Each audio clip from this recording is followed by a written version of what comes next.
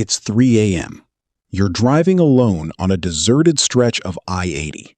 You look in your rearview mirror and see a set of headlights gaining on you, fast. But as they pull up close, they vanish.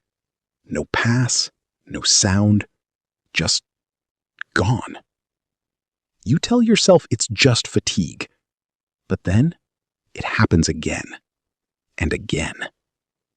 If you were driving alone tonight and saw this in your mirror, would you pull over or would you keep driving? Tonight, we're diving into the dark side of the road, where the lines between reality and the paranormal blur.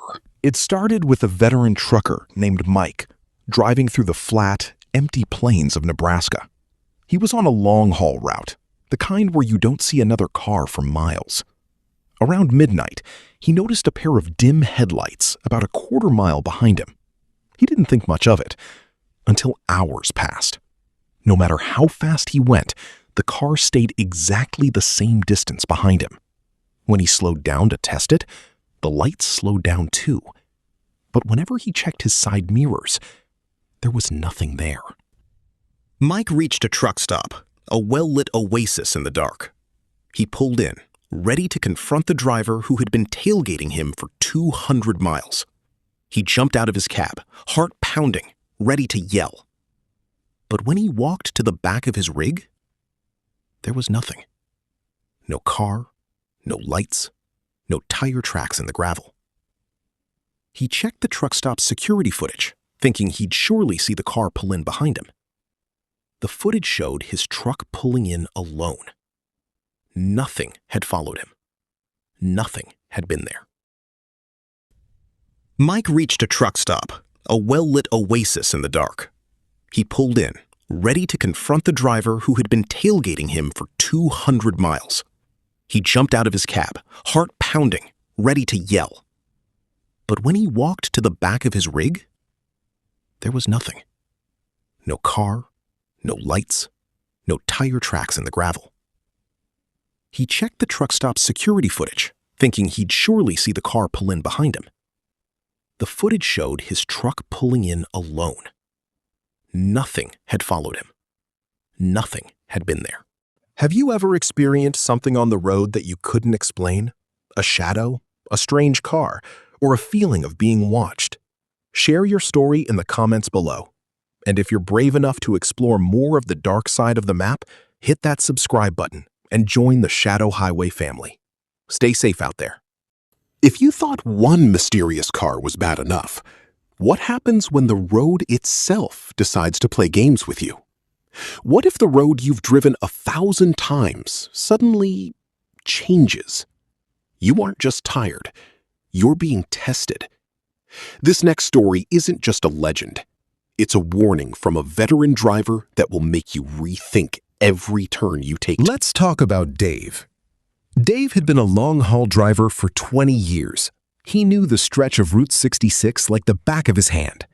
One stormy night, he saw a sign he had never noticed before: mile marker 404.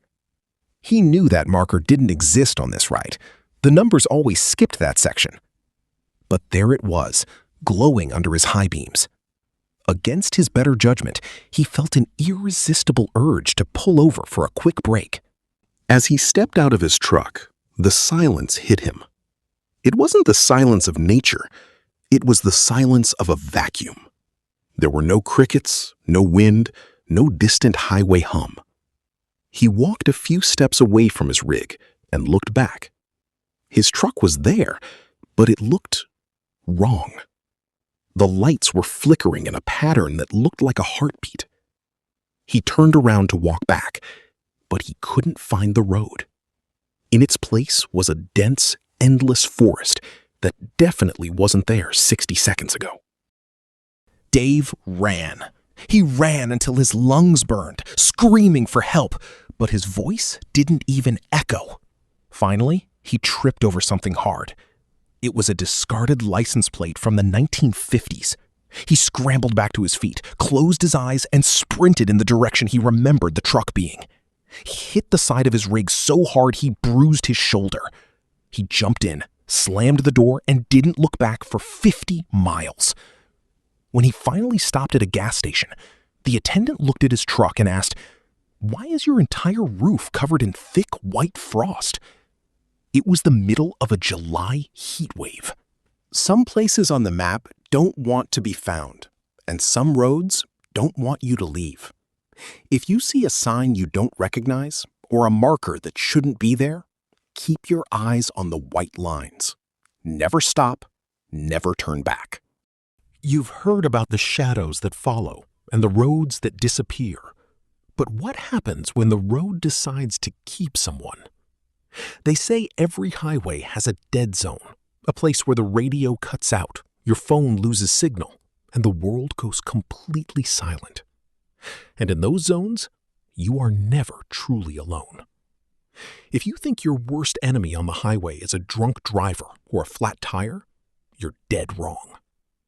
This next story proves that sometimes the road itself is hungry. It was 2 a.m. on a rain-slicked highway in Washington state. Sarah was driving home from a late shift. The rain was coming down so hard she could barely see the lines on the road.